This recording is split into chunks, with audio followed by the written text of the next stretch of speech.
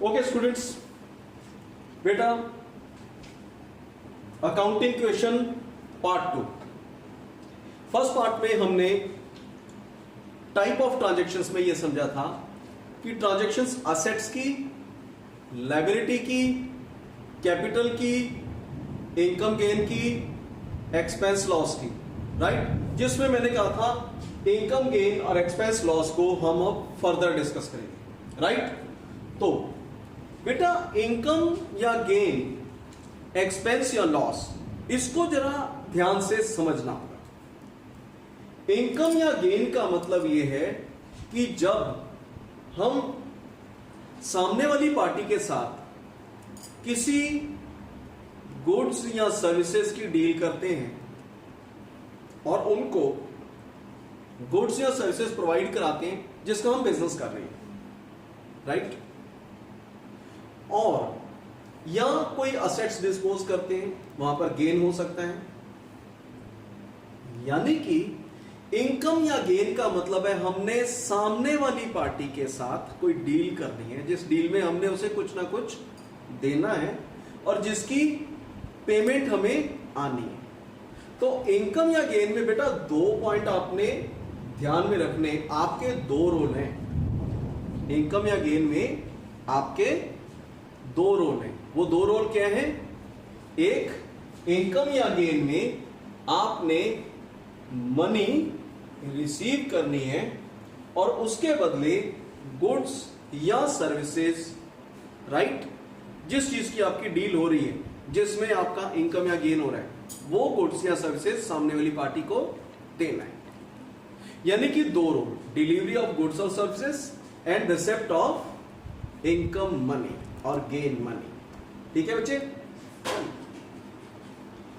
ऐसी ट्रांजैक्शन बेटा जिसमें आपने जो गुड्स या सर्विसेज आपने सामने वाली पार्टी को देनी है वो देकर साथ के साथ उसकी जो पेमेंट लेनी है ले ली। आप किताबों की दुकान पर गए, वहां पर आप बुक्स परचेज करते हो। बेटा जब आप किताबों की दुकान पे जाके बुक्स परचेज करते हो तो आप दो काम करते हो। आप किताबों की दुकान वाले के साथ बुक्स की जब डीलिंग करते हो, आप बुक्स लेते हो और पेमेंट देते हो। अब एक बुक शॉप के लिए वो बुक्स आपको सेल करना, वो स्टेशनरी आपको सेल करना, वही उनका बिजनेस है। और वो बेच के आपसे इनकम या गेन उन्होंने जनरेट करनी है। तो अब उस बुक शॉप वाले के लिए आपको किताबें देना और उसके पैसे लेना, ये उनकी इनकम की ट्रांजैक्शन है। यदि किसी ट्रांजैक्शन में आपको किसी बुक शॉप ओनर ने बुक्स दे दी और उसकी पेमेंट ले ली, तो वो उसको अपनी बुक्स में कैश रिसीव्ड फॉर गुड्स और सर्विसेज डिलीवर्ड। यानी कि उस बुक शॉप वाले ने यहां पर दो रोल करने थे बेटा, दो काम करने थे। एक, उसने गुड्स या सर्विसेज देनी थी, दे दी। दूसरा, उसने कैश उस गुड्स या सर्विसेज की पेमेंट लेनी थी, ले ली। ठीक है जी। चलिए, एक ट्रांजैक्शन इनकम या गेन्स में वो होती है जिसमें आप एज अ बिजनेस अपने कस्टमर को जो गुड्स या सर्विसेज देनी है दे देते हो और उसके जो पैसे लेने ले लेते हो ऑन द स्पॉट। यानी कि गुड्स एंड सर्विसेज देने का और उसकी कैश पेमेंट लेने का काम एक पॉइंट ऑफ टाइम पर हो जाता है, करेक्ट। दूसरा, रिसीव्ड इन एडवांस। इसका मतलब यह है बच्चे कि जो गुड्स या सर्विसेज आपने कस्टमर को प्रोवाइड करानी है वो आप बाद में दोगे, राइट। लेकिन गुड्स या सर्विसेज देकर जो पेमेंट उनसे लेनी है, जो इनकम या गेन लेनी, वो अपने एडवांस में लेकर रख लें। इट मींस यहां पर आपने दो में से एक रोल अभी किया है। कौन सा? पेमेंट रिसीव करने का। तो यहां पर एक रोल अभी बाकी है। वो किस चीज का बाकी है? गुड्स या सर्विसेज कस्टमर को देने का। तो रिसीव्ड इन एडवांस का मतलब समझ आ गया। तो इनकम या गेन पर एक ट्रांजैक्शन तो ऐसी आएगी जो ये बताएगी कि आपने गुड्स या सर्विसेज दे दी और उसकी पेमेंट ले ली, करेक्ट। या ऐसी ट्रांजैक्शन आएगी जिसमें आपको ट्रांजैक्शन ये कहेगी कि इनकम या गेन के पैसे ले लिए एडवांस में, गुड्स या सर्विसेज बाद में कभी देंगे। या ट्रांजैक्शन ऐसी आएगी जो कहेगी रिसीवेबल लेटर, यानी कि आपने गुड्स या सर्विसेज कस्टमर को दे दी, उसकी पेमेंट आप बाद में उससे ले लोगे। इस रिसीवेबल लेटर को हम कहते हैं अक्रूड या आउटस्टैंडिंग इनकम। इसके लिए जो अकाउंटिंग टर्म हम यूज करते हैं उसका नाम है अक्रूड या आउटस्टैंडिंग इनकम, ठीक है। तो तीसरे टाइप की कैटेगरी जो इनकम या गेन की जो ट्रांजैक्शन की आपको मिल सकती है वो ये जिसमें आपने फिलहाल गुड्स या सर्विसेज तो कस्टमर को दे दी, गुड्स या सर्विसेज आपने कस्टमर को दे दी, लेकिन जो कस्टमर है सामने वाली पार्टी जो है उससे पैसे लेने अभी बाकी है। तीसरी इस कैटेगरी की ट्रांजैक्शन आ सकती है, करेक्ट। चौथी कैटेगरी हो सकती है जो एडवांस में पैसे आपने रिसीव करके रखे हुए थे, ठीक। अब जो एडवांस में पैसे रिसीव करके रखे हुए थे उसके अगेंस्ट जो गुड्स या सर्विसेज देनी बाकी थी वो आज हमने दे दी। तो अगर हमने एडवांस में पैसे रिसीव करके रखे हुए थे तो हमने वो कहीं ना कहीं लिखा होगा ना कि इतने पैसे एडवांस आए हुए हैं। तो आज जब हम गुड्स या सर्विसेज सामने वाली पार्टी को देंगे तो जहां पर वो लिख कर रखा है कि इतने पैसे एडवांस आए हुए उसे काट देंगे ना कि अब ये इनकम एडवांस नहीं रही, अब ये इनकम ड्यू फॉर पेमेंट हो गई, राइट। कोई इनकम जिस दिन हम गुड्स या सर्विसेज सामने वाली पार्टी को दे देते हैं उस दिन वो पेमेंट के लिए ड्यू हो जाती है। तो जो इनकम आपने पहले एडवांस रिसीव कर ली थी, करेक्ट, वो एडवांस इनकम को आज आपने गुड्स या सर्विसेज डिलीवर करके उसको ड्यू फॉर पेमेंट कर दिया, तो उसका एडवांस एस्पेक्ट जो है वो आज से खत्म हो गया।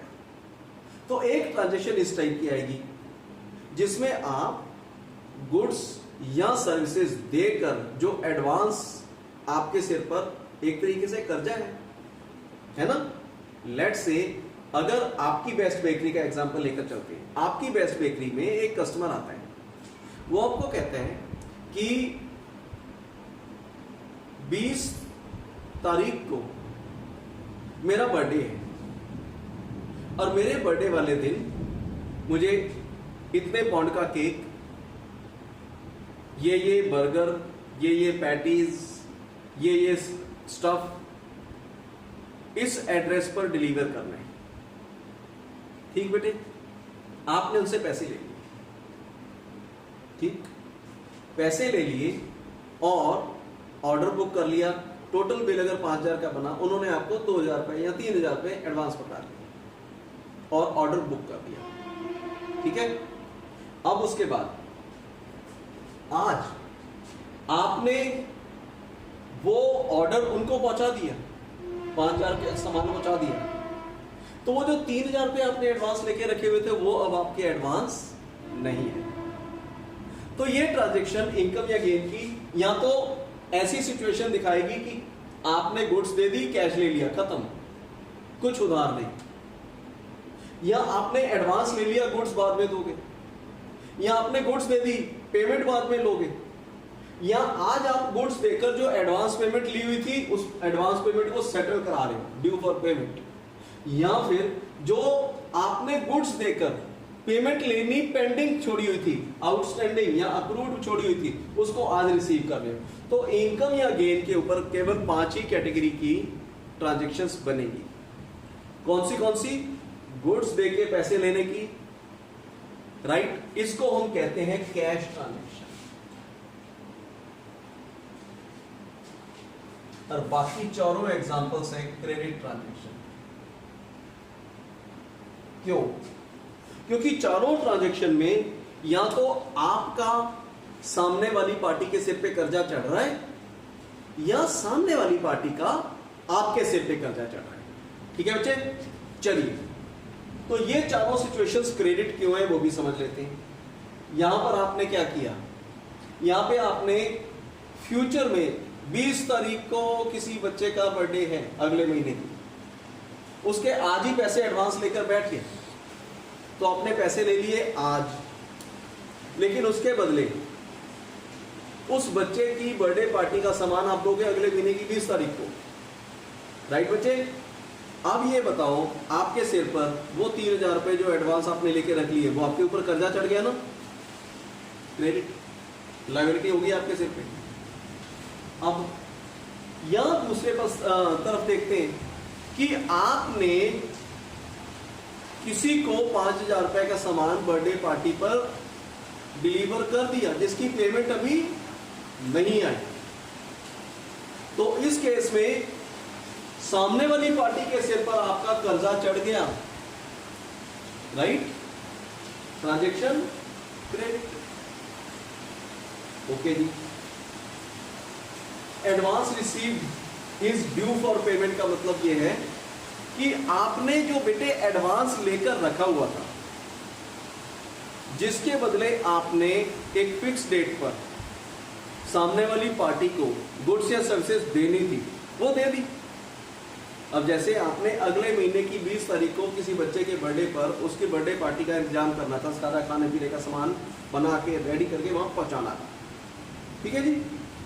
तो अब वो 3000 रुपए जो आपने एडवांस ले रखे थे, उसके बदले जो सामान पहुंचाना था पहुंचा दिया। तो अब वो जो आपके सिर पे कर्जा चढ़ा हुआ था, जो लायबिलिटी आपके सिर पर चढ़ी हुई थी, राइट, वो उतर गई या नहीं उतरी? उतर गई। तो जब आपके सिर से कर्जा उतर गया तो ये भी एक क्रेडिट ट्रांजैक्शन होगी, एक कर्जा चढ़ाने का और कर्जा उतारने का, राइट, दोनों एस्पेक्ट क्रेडिट ट्रांजैक्शन को रिप्रेजेंट करते हैं। सिमिलरली आपने गुड्स या सर्विसेज तो प्रोवाइड कर चुके थे पास्ट में, जिसकी पेमेंट लेनी बाकी थी, आज उसकी पेमेंट मिली है, तो आप वो अकाउंट भी आज क्लोज कर रहे हो, ठीक है बच्चे। तो इनकम या गेन के ये पांचों कैटेगरीज आपको समझ आ गई। चलिए फर्दर चलते हैं। एक्सपेंस एंड लॉस, इनमें भी सेम यही पांचों कैटेगरीज हैं, राइट। लेकिन एक्सपेंस या लॉस में आपके रोल क्या होते हैं? लेट से आपने अपनी दुकान का किराया देना है, रेंट देना है, इलेक्ट्रिसिटी का बिल देना है, एक्सपेंस है, रेंट एक्सपेंस है, स्टाफ की सैलरी देनी है, एक्सपेंस है, फाइन। जो आपको रॉ मटेरियल या गुड्स सप्लाई करने वाला जो ट्रांसपोर्टर है, जिसको आपने हायर करा हुआ है कि वो होलसेलर के पॉइंट से सामान लोड करके अपने टेम्पो पे आपके यहां पर छोड़ के जाता है, उसको किराया देना है, एक्सपेंस है। एक्सपेंस का सीधा सीधा मीनिंग ये है कि पैसे खर्च करके आपको कोई ना कोई गुड्स या कोई ना कोई सर्विसेज मिलती हैं, जिनको आप यूज करते हो, खत्म करते हो, राइट, लेकिन वो असेट की तरह ड्यूरेबल नहीं है। जैसे आपका मोबाइल फोन, वो असेट है, लेकिन उस मोबाइल फोन में जो डेटा चलता है, इंटरनेट चलता है, उसको आपको रिचार्ज कराना होता है। जितने दिन का रिचार्ज कराया उतने दिन चलेगा, उतने दिन में खर्च, राइट। लेट से आपने अपने फोन में 2 GB पर डे का डेटा रिचार्ज करवा रखा है, तो आपने आज के दिन में अगर केवल 1.25 GB ही डेटा यूज किया, तो क्या 0.75 GB डेटा आपको कल मिलेगा एक्स्ट्रा? ना, वो एक्सपेंस है, खर्च हो गया ना, कंजम्पशन और खत्म। आप बाजार से जलेबी खरीदते हो, खा लेते हो, खत्म। दही खरीदते हो, खा लेते हो, खत्म। कोल्ड ड्रिंक खरीदते हो, पी लेते हो, खत्म। तो एक्सपेंस की सीधी सीधी पहचान है बेटा कि पैसे खर्च करके हमें कोई ना कोई ऐसा सामान मिलता है जिसको यूज करते हैं, कंज्यूम करते हैं और खत्म हो जाता है, टिश्यू पेपर की तरह, राइट। तो एक्सपेंस या लॉस में आपको दो रोल करने, एक सर्टन गुड्स या सर्विसेज सामने वाली पार्टी से लेनी है, राइट, और उसकी पेमेंट देनी है, करेक्ट। तो यदि आपने कैश पेड की बात करते हो तो यानी कि गुड्स और सर्विसेज टेकन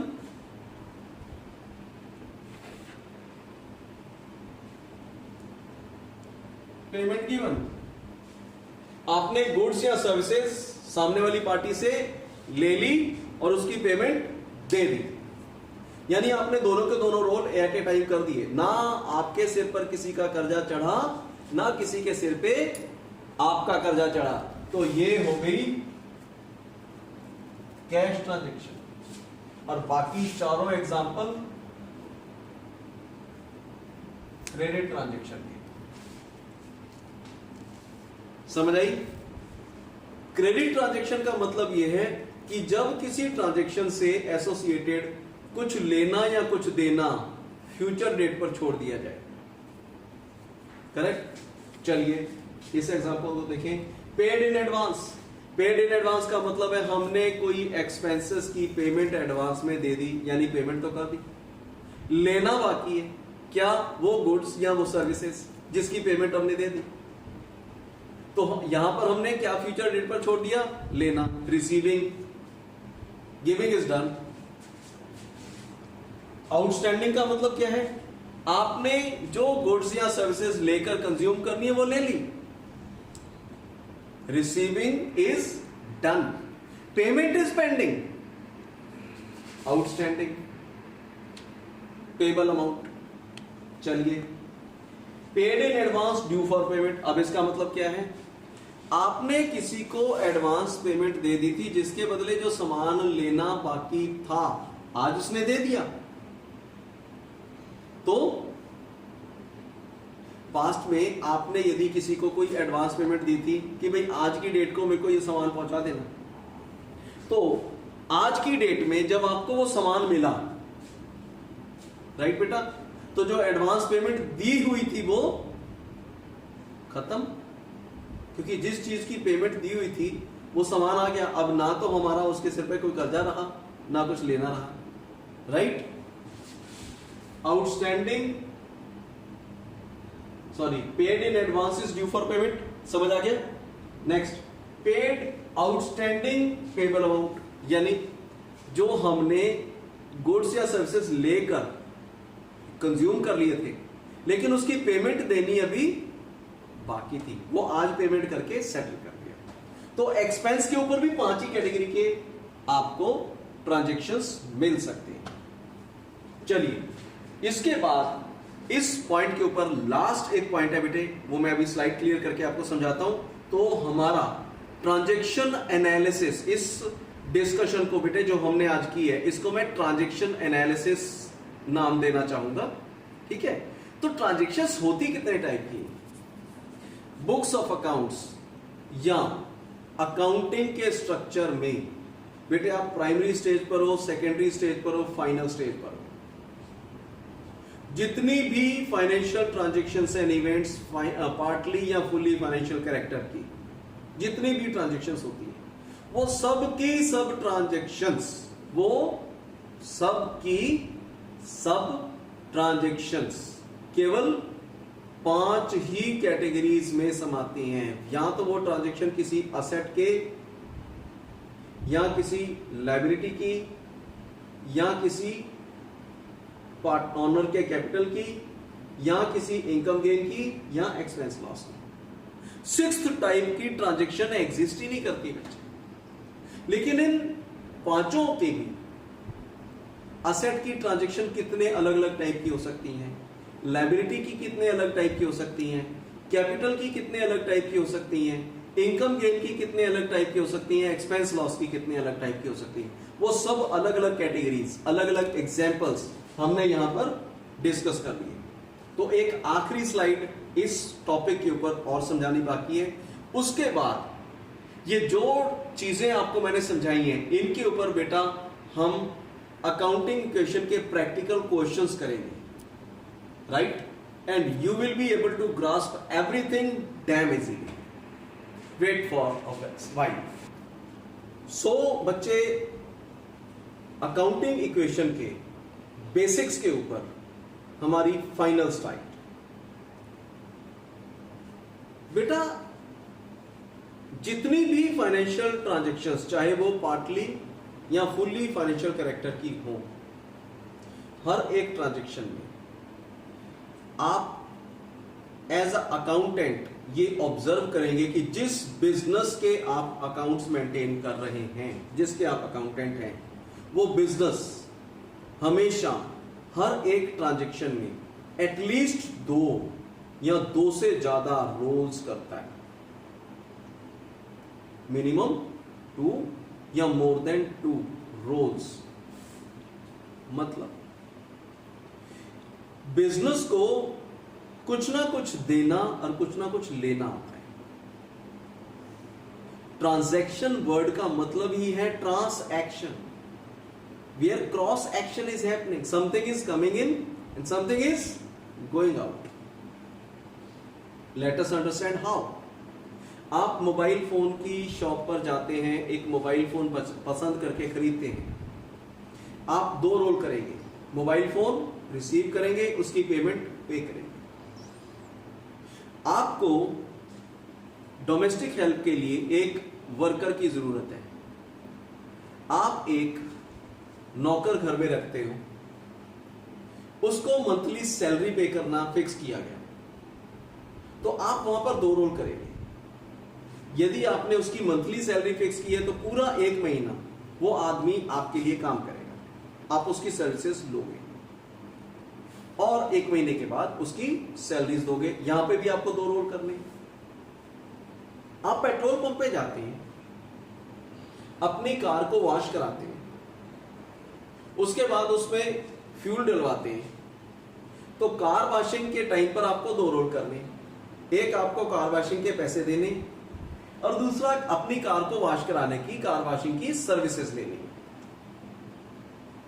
आप कार में फ्यूल डलवाते हैं तो भी आपको 2 रोल करने। आपको तो भी 2 रोल करने। वो 2 रोल कौन से हैं? फ्यूल लेना है, कार में डलवाना है और उसके पैसे देंगे। तो बेटा किसी भी ट्रांजैक्शन में आपको कुछ ना कुछ लेना है और कुछ ना कुछ देना है। अब ये जो गिव एंड टेक, ये जो क्रॉस एक्शन है, ये जो ट्रांस एक्शन है, this transaction will represent equal value और equal worth of what you are receiving and what you are giving. अगर आप 20,000 रुपए का मोबाइल फोन खरीदते हैं तो you are receiver of mobile phone worth ₹20,000। तो आप अपनी बैलेंस, अपनी बुक्स ऑफ अकाउंट्स मेंटेन करोगे, जो अपने जब रिकॉर्ड मेंटेन करोगे, आप वहां पे ये लिखोगे मोबाइल फोन वर्थ ₹20,000, करेक्ट। अब वहीं पर उस ट्रांजैक्शन के अगेंस्ट एक और ट्रांजैक्शन भी आप लिखोगे, कैश ₹20,000 गॉन। अगर आपने on the spot cash payment कर दी, राइट, और यदि आपने पेमेंट उधार कर दी, अगले हफ्ते दूंगी, देन क्रेडिट होगी। तो फाइनेंशियल ट्रांजैक्शंस में बेटे आपको 2 रोल करने होते हैं, कुछ ना कुछ लेना है, कुछ ना कुछ देना है। आइदर सर्टन गुड्स, सर्विसेज और असेट्स और borrowing of liabilities are to be taken, right. So give and take होगा। आपने फर्नीचर खरीदा, आपने फर्नीचर लेना है, पैसे देने। आपने एम्प्लॉय रखा, उसकी सर्विसेज लेनी है, सैलरी देनी है। आपने किसी की प्रॉपर्टी किराए पर ले लिया, आपने उस प्रॉपर्टी को यूज करना है, उसका रेंट पे करना है। आपकी टैक्सी सर्विस रन करते हो, आपने अपनी टैक्सी किसी को हायर करके हायरिंग पे दे दी।